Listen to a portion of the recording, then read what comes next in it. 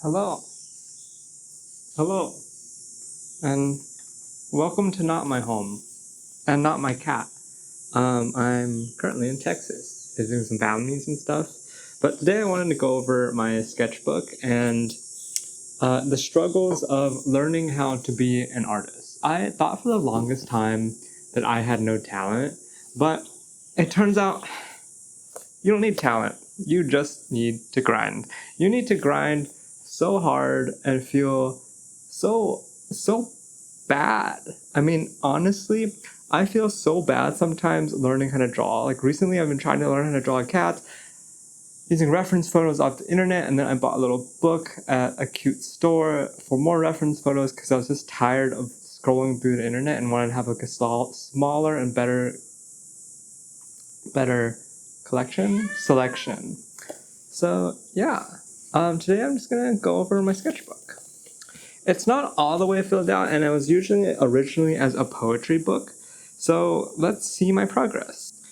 Here's the first time that I tried to draw cats. I was like, okay, let's just go for silhouettes and kind of just like doop, and I was happy with it. I was okay. The very first one was the best one, as most of the time it is. And then if we move on, I start trying to draw people, but I have no knowledge of anatomy. In fact, I have never drawn people, and I've never been good at drawing people. So that's a struggle.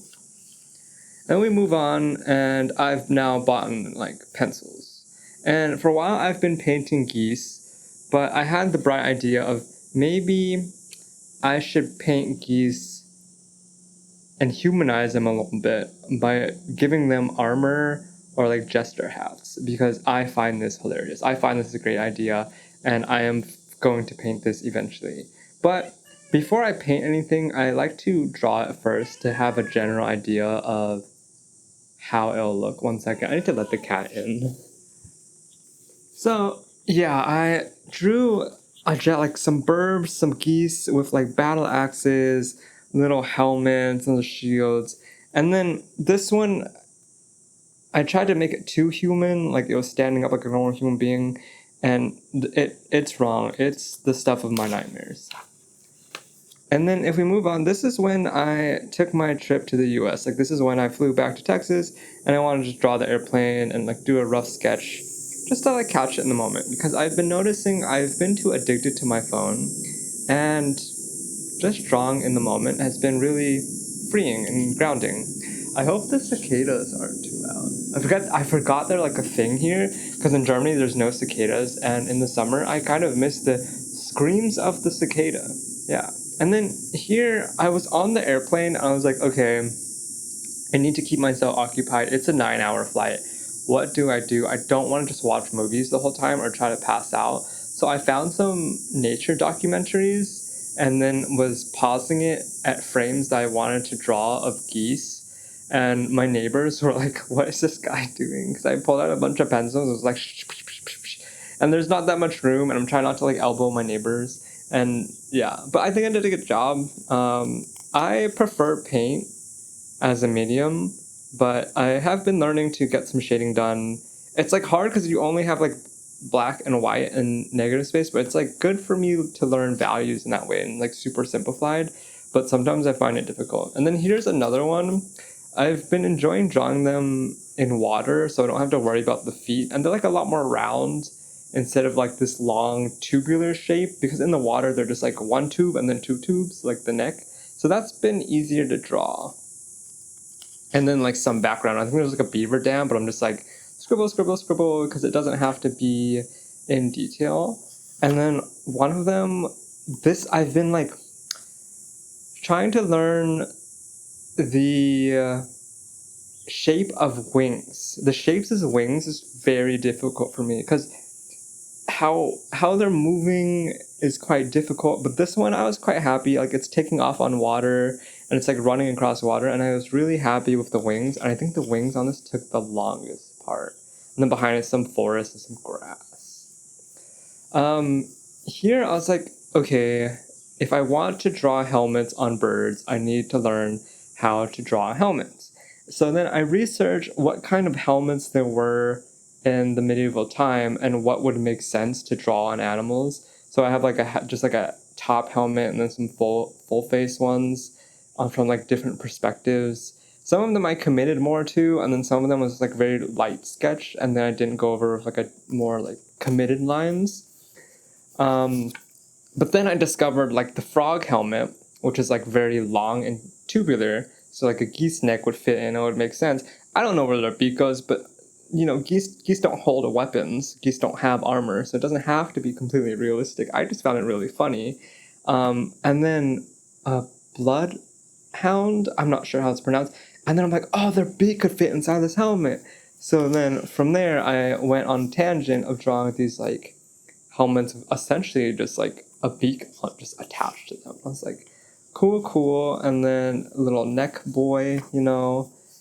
Here's a rough sketch. It's not good in proportion, but I had fun drawing it. I'm still struggling with wings, but I'm happy with this sketch of a little like big warhammer that is basically just a hammer.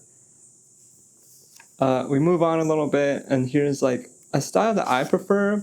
I like how their wings are, and this one has a wand, and this one has a little spear. Yeah, with their little helmets and varying sizes of legs, and I like this little tuft on the chest that I've been working on. I'm like, okay, cool.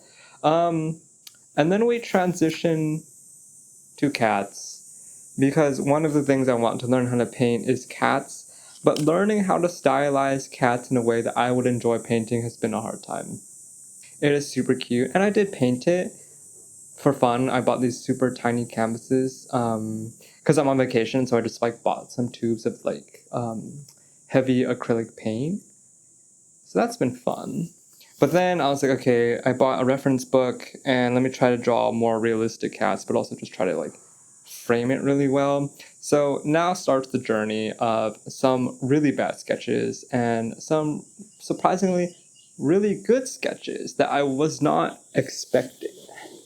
We'll move into the screaming boy, the laying down boy, and the walking boy. Faces are very difficult, and I've been trying to learn how to minimalistically draw the faces in a way that made sense. This one looks more like a raccoon, and this one, his face, he's just too angry. But I like his pose. It's very cute. That took me a lot of time, and also I introduced a little bit of the background for the second one on the bottom. This one, I don't know what happened, but it gave up fast. It was like a scared cat standing on its hind legs. Yeah, faces are hard. I feel like Renaissance painters were like, yeah, I can't draw a cat, so cat just demon. This one, I don't know what happened. It became too angular. I feel like it's not even a handsome Squidward. It's just weird. And then this one's a mask. And then this one, a cat was chewing on my pencil as I was trying to draw. So I was like, this is not good. This face, the sleepy boy, is okay. But then this I really like. I am a fan of whatever happened here. So then after this happened, I was like, okay, I think I found a style that I enjoy drawing in. I don't know how to correlate to painting in because I haven't tried that yet. But I am now trying to replicate this like hexagon eyes, very like square mouth, like hard corners, just because I like rough edges. I've discovered that I really like rough edges. So then here's like two cats, one's leaning on the other. Faces are hard. The like sitting up position. I like this one on the side, but not the one in the front, because once again, faces are hard. I don't know what happened here with the face, but I really enjoy it. It's like spite, like heck, what are you doing? This one, it's at a stadium and laying down and sleeping, and I'm happy with this. Also, like very angular face, like the angular, like I don't know what they're called, the little like fat cheek things where the whisper comes out. I'm like, okay, that's good. And then this morning I worked on these guys. This is just funny. I found it good. Loaf, very like face. And then here's like a rough sketch of what I want to paint some lilies. So I was like, okay, how would I do that? So that's not cats, but I'll get to painting lilies eventually because I also like landscapes. Here's a pose that I couldn't get right because there's two cats, one's like palming the other one in the face. This is too complex of an action scene, but I've been, I wouldn't say enjoying, but kind of pushing myself to challenge myself to get out of my comfort zone and learn more anatomy of the, not objects, the subjects that I've been trying to paint or draw. Because if I'm in my comfort zone too long, I feel like I'm not growing as an artist. I'm like, okay, fuck it, I'll just try to do there's something there.